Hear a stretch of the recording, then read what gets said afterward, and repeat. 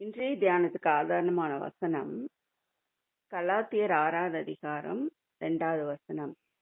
ஒருவர் பாரத்தை ஒருவர் சுமந்து இப்படியே கிறிஸ்துவனுடைய பிரமாணத்தை நிறைவேற்றுங்கள். ஒருவர் பாரத்தை ஒருவர் சுமப்பதே கிறிஸ்துவனுடைய பிரமாணமாயிருக்கிறது. ஆண்டவர் கற்றுக் கொடுத்த ஒரு பிரமாணம் அப்படின்னு சொன்னா ஒருவருடைய பாரத்தை ஒருவர் சுமப்பது. நம்ம நமக்காகவே நாம் காரியங்களை நிறைவேற்றி கொண்டு இருப்பது அல்ல. ஆண்டவரோடு வாழ்தல், ஆண்டவரோடு நாம் ஜீவிக்கிறோம் அப்படின்னு சொன்னா அது நாம் பிறருக்காக என்ன செய்கிறோம் என்பதுதான் ஆண்டவருடைய அளவுகோலாய் இருக்கிறது. நம்மை குறித்த ஆண்டவர் அதிலிருந்து தான் அறிந்து கொள்வார். பிறரிடத்துல நாம் எப்படி நடந்து கொள்ளுகிறோம், அவங்களுடைய பாரங்களை ஏற்றுக்கொள்ளுகிறோமா, இல்ல நாம் அவர்களோடு எப்படி பயணிக்கிறோம். எல்லா மனுஷர்களும் தனியா பயணிக்கிறது இல்ல. இந்த உலகத்துல எங்கும் மனிதர்கள் எல்லாருமே ஒரு ஃபேமிலியா வாழ்றது, அல்லது ஒரு சமுதாயத்துல வாழ்றது, ஒரு வேலை செய்யும் இடங்கள்ல ஒரு கூட்டத்துல வாழ்றதுன்னு சொல்லி எல்லாருமே ஏதாவது ஒரு மனிதர்களோடு சார்ந்து வாழக்கூடிய ஒரு நிலைதான் ஒரு மனிதனுக்கு இருக்கு. அவங்க தனியா வாழக்கூடிய அந்த நிலை இல்லை. அப்ப அந்த மனிதன் அப்படி பயணிக்கும் போது தன் சக மனிதர்களோடு எப்படி அவங்க நடந்து கொள்றாங்க, அன்போடு இருக்கிறாங்களா, இரக்கத்தோடு இருக்கிறாங்களா, ஆண்டவரை போல நடந்து கொள்றாங்களா, ஆண்டவரை போல பிறருடைய பாரங்களை ஏற்றுக்கொள்றாங்களா, இதுதான் ஆண்டவர் நம்ம இடத்துல அவர் எதிர்பார்க்கிறார். பிறர் இடத்துல நாம் எப்படி இருக்கிறோம் அப்படிங்கறதான் தேவன் என்று கவனித்து கொண்டிருக்கிறார். நான் பசியோடு இருந்தேனே, நீ எனக்கு ஆகாரம் கொடுத்தாயா, அந்த தாகத்தோடு வந்த போது எனக்கு தண்ணீர் கொடுத்தாயா, நீ என்ன செய்தாய், காவலில் இருந்த போது விசாரித்தாயா, நீ உடை இல்லாத போது எனக்கு உடை கொடுத்தாயா என்று ஆண்டவர் கேட்கிறார். அப்படின்னு சொன்னா நீ பிறர் இடத்துல எப்படி நடந்து கொண்டாய், பிறர் இடத்துல பிறருடைய பாரங்களை நீ எப்படி ஏற்றுக்கொண்டாய் அப்படிங்கறதுதான் ஆண்டவருடைய கேள்வியாக இருக்கிறது. அப்ப ஒருவர் பாரத்தை ஒருவர் சுமக்கணும். ஏதாவது ஒரு வகையில ஒருவருடைய பாரத்தை நாம் சுமக்க வேண்டும் என்று தேவன் நமக்கு கொடுத்திருக்கிறார். இதுதான் கிறிஸ்துவனுடைய பிரமாணமாய் இருக்கிறது. எத்தனையோ பிரமாணங்களை நாம் கடந்து வந்துட்டோம். மோசே காலத்துல கொடுக்கப்பட்ட 10 கற்பனைகள், இன்னும் எத்தனையோ நியாய பிரமாணங்கள், இது எல்லாம் ஆண்டவர் நமக்கு போதித்திருந்தா கூட இறுதியாக நாம் நிறைவேற்ற வேண்டிய ஒரு பிரமாணம் தான் இந்த கிறிஸ்துவினுடைய பிரமாணம். நம்ம எத்தனையோ கடைபிடித்து வந்திருந்தா கூட எப்படி அந்த ஐஸ்வர்யவான் ஆண்டவர் இடத்துல ஒரு கேள்வி கேட்கிறார். ஆண்டவரே, நான் எல்லா பிரமாணங்களையும் கடைபிடிச்சு வந்திருக்கிறேன், எல்லாவற்றையும் சிறு வயது முதல்ல நான் கடைபிடிச்சு வந்திருக்கேன், அப்படின்னு இன்னும் என்கிட்ட என்ன அப்படின்னு சொல்லி ஆண்டவர்கிட்ட கேட்கும்போது ஆண்டவர் சொல்றாரு, நீ போய் உனக்கு உண்டானவைகளை விற்று ஏழைகளுக்கு கொடு. இதுதான் கிறிஸ்துவனுடைய பிரமாணம். உன்னிடத்துல இருக்கிறத எல்லாம் விற்று நீ ஏழைகளுக்கு கொடு, அப்பதான் என்னிடத்துல உனக்கு பலன் இருக்கும்னு அவர் சொல்றார். அப்ப அவன் மிகுதியான ஐஸ்வர்யவானாக இருப்பதனால அவன் அவனால அப்படி செய்ய முடியாம சோர்ந்து போய் அவன் திரும்பி போறான். அப்போ ஒருவன் எவ்வளோ பிரமாணங்களை கடைபிடித்திருந்தா கூட கிறிஸ்துவினுடைய பிரமாணத்தை நிச்சயமா நிறைவேற்றணும். ஆண்டவர் அதை எதிர்பார்க்கிறார். அப்ப அந்த ஐஸ்வர்யவான் ஏன் அவனால பரலோகத்துக்குள்ள நுழைய முடியாது அப்படின்னா, அவன் அவனால பிறருக்கு உதவி செய்ய அவனுக்கு மனதில்லாமல் போகிறது. பிறருக்கு உதவக்கூடிய அந்த நிலை அவனிடத்துல இல்ல.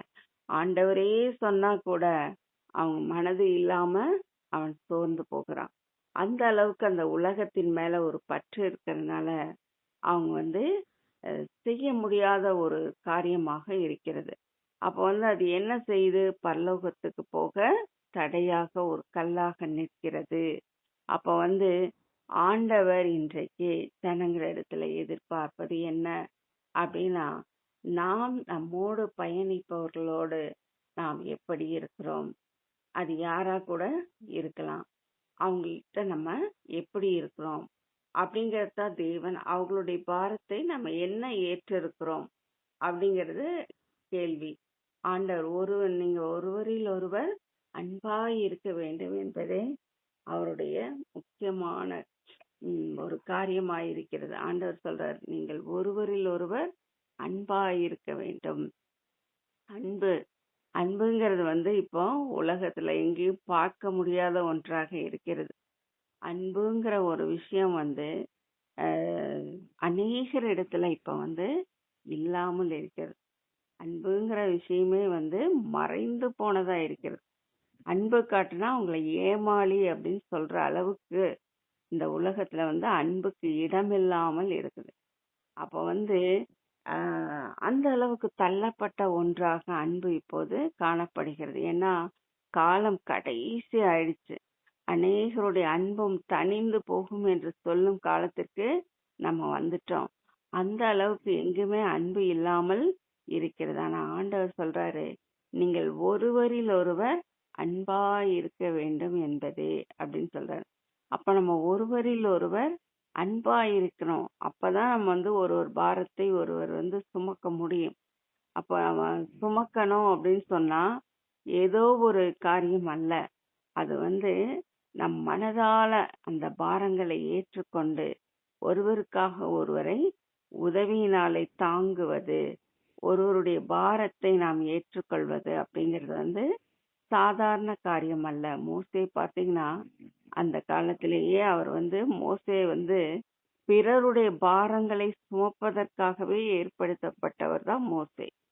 அவர் வந்து பாருங்க, அவரை வந்து இஸ்ரவேல் ஜனங்களை வழிநடத்துவதற்காகவே ஆண்டவர் வந்து தெரிந்து கொண்டார். இஸ்ரவேலருக்காகவே அவர்களை வந்து போராடி பார்வோன் இடத்திலிருந்து மீட்டு அவர் போராடி அந்த ஜனங்களை ஒவ்வொரு நிலையிலும் வழி நடத்தி அவர்களுக்கு வந்து பிரமாணங்களை பெற்று கொடுத்து அவர்கள் எப்படி வாழ வேண்டும் சொல்லி அவர்களை வந்து வழி நடத்தி அவர்களை வந்து எல்லா நேரத்திலும் அந்த ஜனங்களுக்காகவே போராடி கொண்டிருந்தார். மோசே வந்து அந்த மாதிரி ஒரு பிறருடைய பாரங்களை தன் மீது ஏற்றுக்கொண்டார். இப்ப வந்து பாத்தீங்கன்னா எந்த ஆட்சியாளரா இருந்தா கூட எல்லாரும் வந்து பிறருக்காகவே வாழ்றாங்கன்னு சொல்ல முடியாது.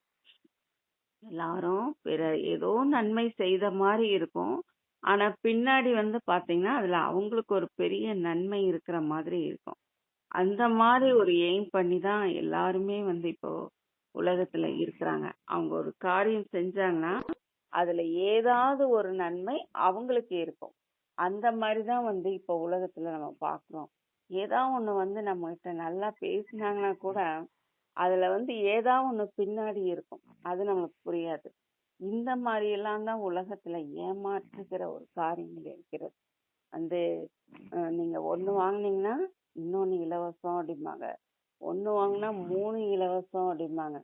இது எல்லாம் வந்து பார்த்தா அவங்க இலவசமாவா கொடுக்குறாங்க? அதெல்லாம் கிடையவே கிடையாது. அவங்க என்ன செய்யறாங்க, ஒண்ணுலயே இந்த 3ஓட விலையும் சேர்த்து வச்சிருக்காங்கன்னு அர்த்தம்.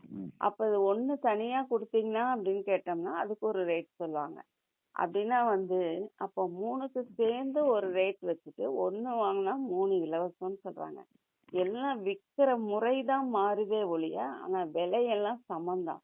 ஆனா வந்து இப்படிதான் உலகம் இருக்குதே ஒழிய நமக்காக வந்து ஒரு பாரங்களை ஏற்றுக்கொள்வதெல்லாம் யாரும் ஃப்ரீயா எல்லாம் நமக்கு கொடுக்க போறது இல்ல.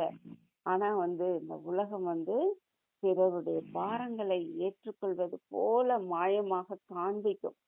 ஆனா வந்து பாரங்களை உண்மையில் சுமக்கிறார்களா அப்படின்னு சொல்லி நம்ம பார்த்தோம்னா அதுல வந்து அதிகமாக இல்லை. ஏதாவது ஒருவர் இருக்கலாம்.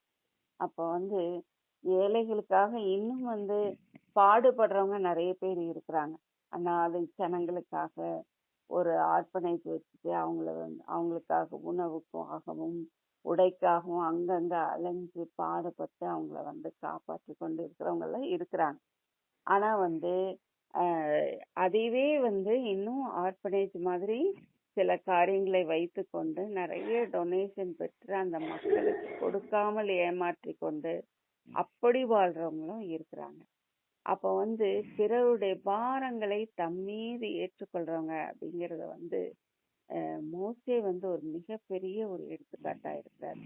ஜனங்களுக்கு பசியா இருந்தா ஆண்டவர்கிட்ட போவாரு, ஜனங்கள் தண்ணி கேட்டா ஆண்டவர்கிட்ட போவாரு, ஜனங்கள் என்னென்ன கஷ்டப்பட்டாங்களோ உடனே ஆண்டவர்கிட்ட போய் அதை வாங்கி வாங்கி அந்த பாரத்தை தன் மீது போட்டுக்கொண்டு அதை நிறைவேற்றி கொண்டே இருந்தார்.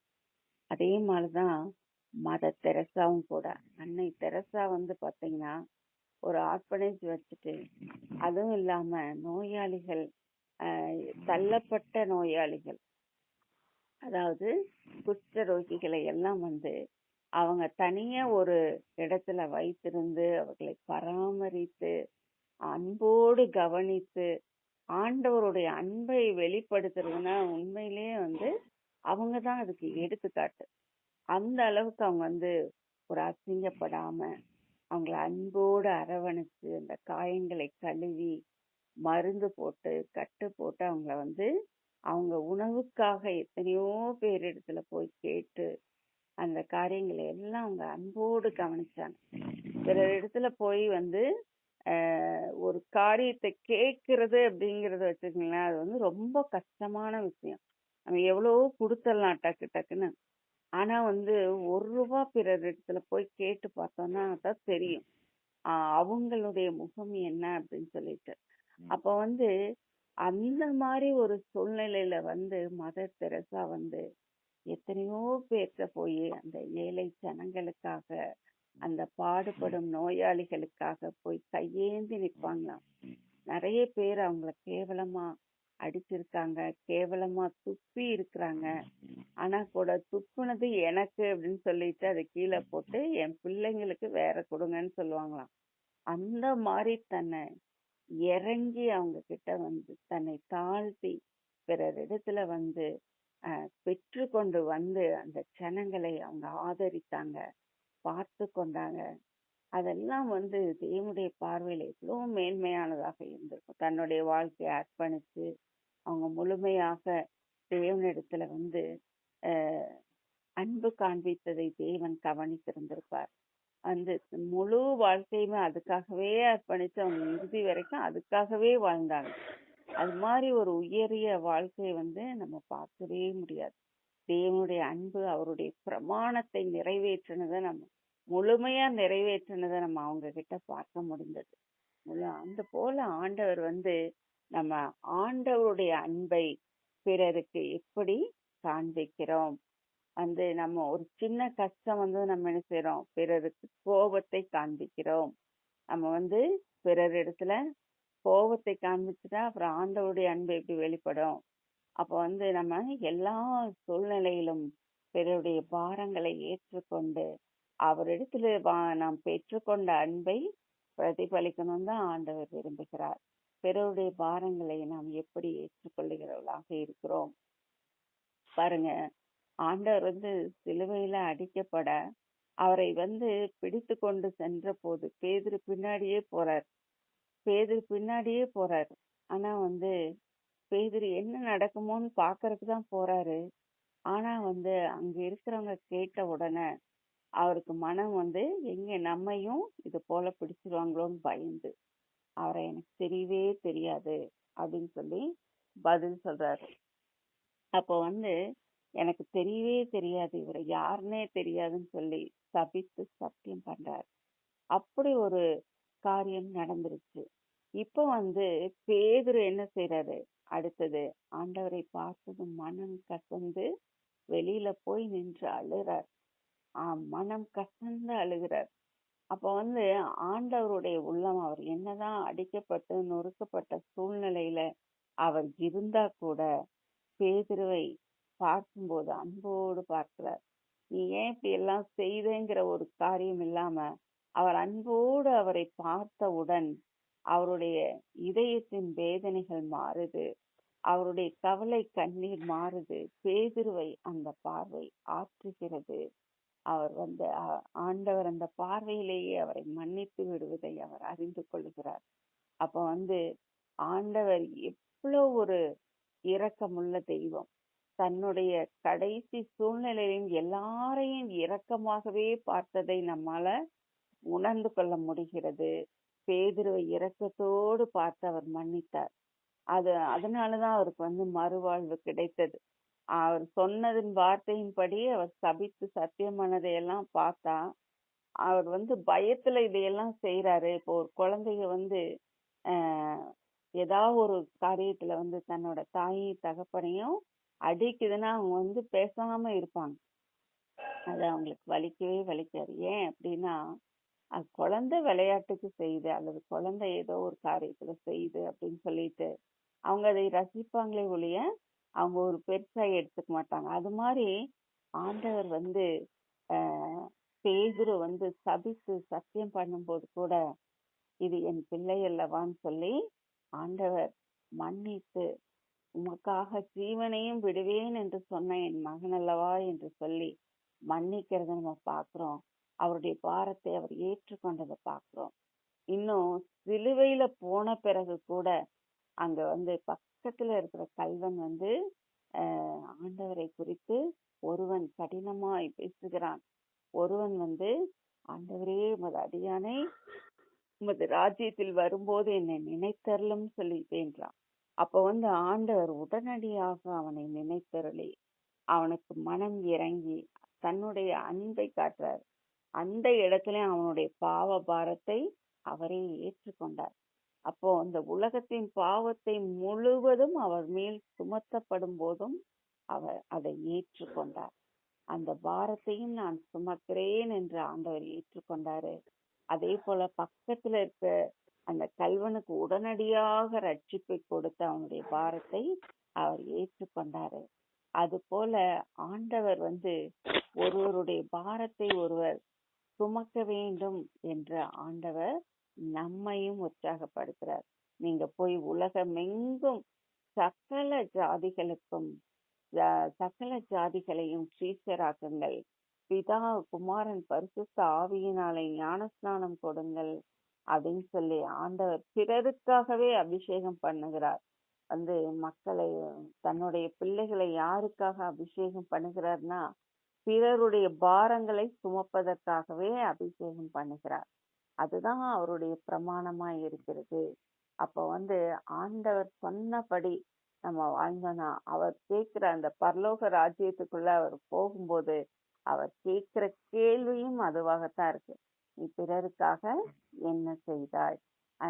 பசியோட இருந்த போது எனக்கு என்ன கொடுத்தாய்? தண்ணீர் கொடுத்தாயா? தாகத்தோடு வந்த போது என்ன செய்தாய்? இப்படி சொல்லி ஆண்டவர் ஏன் கேட்கிறாரு? அப்ப பிறருடைய கஷ்டத்தை நீ எந்த இடத்துல ஏற்றிருக்கிறாய்? நீ ஒரு சிலர் பாத்தீங்கன்னா சுயநலமாவே வாழ்ந்துட்டு போயிடுவாங்க. தனக்கு என்ன செஞ்சா நல்லதோ அதை மாத்திரம்தான், அதுக்காகவே பிறரை பாடுபடுத்துவாங்க. சுத்தி இருக்கிறவங்கள அவங்க என்ன கஷ்டப்பட்டா கூட பரவாயில்ல, அதை குறித்து கொஞ்சம் கூட நினைக்க மாட்டாங்க.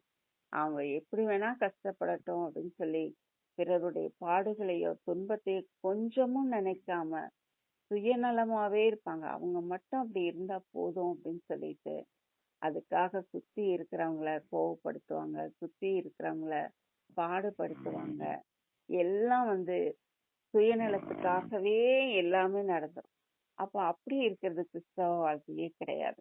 நம்ம பிறருக்காக அட்ஜஸ்ட் பண்ணி வாழ்றது, பிறருடைய துன்பங்களை ஏற்றுக்கொள்வது, பிறர் ஒரு கஷ்டத்தோட நிற்கும் போது அவர்களுக்கு உதவி செய்வது, ஒரு கண்ணீரோடு வரும் பிள்ளைகளுக்கு அவர்கள் மன காயம் மாற்றும்படிக்கு ஆண்டவருடைய வார்த்தைகளை சொல்லி அவர்களை ஆற்றி அவர்களுக்கு சமாதானத்தை கொடுப்பது, இதெல்லாம் தான் தேவனுடைய பிள்ளைகள் செய்யக்கூடிய ஒரு காரியமாய் இருக்கிறது. ஆண்டவர் இதைத்தான் நம்ம இடத்துல எதிர்பார்க்கிறார். நம்ம ஒருவர் பாரத்தை ஒருவர் சுமந்து கொள்ளணும் அப்படின்னு ஆண்டவர் விரும்புகிறார். அப்படி பாரத்தை சுமக்கிறவர்களுக்கு தான் ஆண்டவர் அவர் மிகவும் ஆண்டவர் விரும்புகிறார். இதைத்தான் நம்ம நிறைவேற்றணும்னு ஆண்டவர் நம்ம கிட்ட எதிர்பார்த்து கொண்டிருக்கிறார். அவருடைய பிள்ளைகளை அதற்காகவே அவர் எப்படி வாழ்ந்தாரோ அதை போலவே நாமும் வாழணுங்கிறது தான் அவர் தம்முடைய பிள்ளைகளை அதற்காக அவர் தெரிந்து கொண்டிருக்கிறார். நாம் எவ்வகையிலாவது ஒரு விதத்துல பிறருக்கு யூஸ்ஃபுல்லா இருக்கிறோமா அப்படிங்கிறத நம்ம யோசிச்சு பார்க்கணும். ஏதாவது ஒரு வகையில நான் பிறரை காயப்படுத்துறேனானும் யோசிச்சு பார்க்கணும். நம்ம எந்த வகையில பிறரை நாம் நம்மோடு பயணிக்கிறவர்களை நாம் எந்த வகையிலே அவருடைய பாரங்களை ஏற்றுக்கொண்டிருக்கிறோம் அல்லது எந்த வகையிலே நம்முடைய பாரத்தை அவர்கள் மேல் வைத்திருக்கிறோம் என்பதை யோசித்து பார்க்கணும். ஏன்னா கிறிஸ்துவனுடைய பிரமாணத்தை நாம் நிறைவேற்ற வேண்டுமே அப்படின்னா கிறிஸ்துவனுடைய பிரமாணம் சொல்லுகிறபடி நாம் வாழ்கிறோமா அப்படிங்கிறத நம்ம எல்லா சூழ்நிலையிலையும் யோசித்து பார்க்கணும். நம்மோடு பயணிக்கிறவர்களை நம்ம அன்பு காட்டுறோமா, இரக்கம் காட்டுறோமா, ஆண்டவருடைய குணங்களை பிரதிபலிச்சிருக்கோமா அப்படிங்கிறத நம்ம யோசிச்சு பார்க்கணும். அவர் பகையாளியா இருந்தா கூட, எதிராளியா இருந்தா கூட, அவர் எப்படி தன்னிடத்துல வந்த பிள்ளைகளை ஆதரித்தார். அவர் நண்பனே கேட்கிறாரு, சிநேகிதனேன்னு கூப்பிடுறாரு. அவ்வளோ துரோகம் பண்ணிட்டான் அப்படின்னு தெரிந்த பிறகும் அவனை ஒரு சிநேகிதனேன்னு கூப்பிட முடியும்னா அது எவ்வளோ பெரிய ஒரு இரக்கத்தை காண்பிக்கிறது.